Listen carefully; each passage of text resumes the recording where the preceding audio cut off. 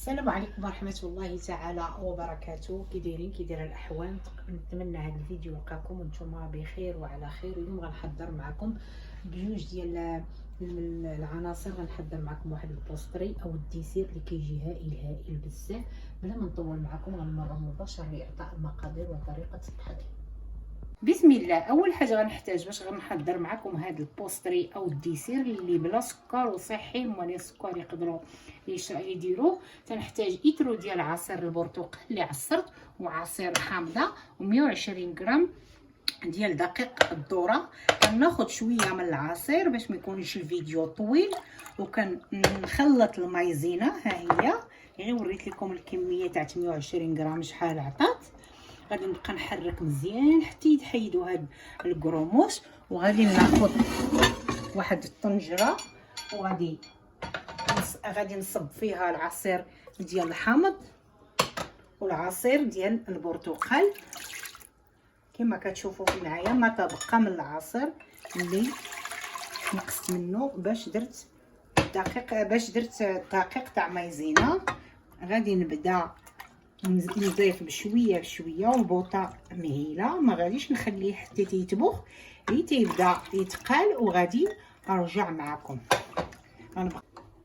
الخليط ديالي ملي تقال كما كتشوفوا معاه، غادي ناخذ واحد المول اللي عارف بان داك المول ديالو تيلصق، يدهنوه بشويه الزبده ولا الزيت.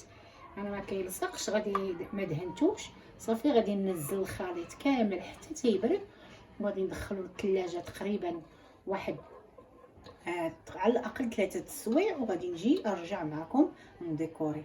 من بعد ما العصير ديالي بقى ساعتين في الثلاجه حتى خدا راسو، راه كيتحرك بسهوله. خديت واحد الطبق على كاريته هو على حساب اللي عندي.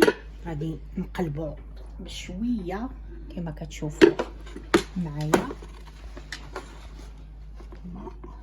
نهز بشويه، شوفوا الشكل ديالو كي تيجي ماشي مشكل. انا غادي نقادو مزيان هنا صافي. وغادي نبدا نديكورو فيه معكم شويه ديال الفرامبواز وشويه ديال الكوك.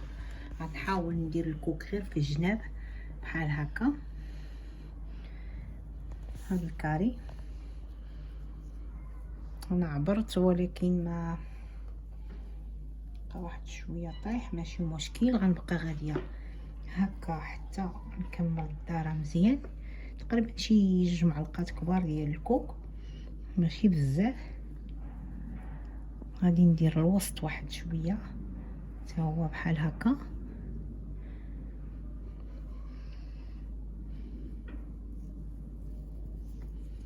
صافي. غادي ناخذ النعناع وغادي نغرسو في الجناب وفي الوسط هكا. ندير الفرامبواز كما كتشوفوا معايا. باش يجي رائع وفي نفس الوقت صحي، بلا سكر بلا حتى حاجه، غير بعصير البرتقال وعصير حامضه. تنوجدوا واحد البوستري او ديسير رائع بزاف، لا شكلا وصحيا. هكا كنبقى غاديه حتى نسالي الذره. صافي بقات ليا غير هاد البلاصه. وهذا هو الشكل النهائي ديال البوستري اللي حضرت معكم او الديسير اللي حضرناه. راه كيجي رائع. حاولوا تجربوه وتردوا عليا الخبر. وبحال العاده ما تنساونيش بالتعاليق المحفزه وبارطاجيو لكي تعم الفائده للجميع. وتابوناو في القناه لكي يصلكم ما هو جديد على قناتي. والى اللقاء في فيديو قادم ان شاء الله.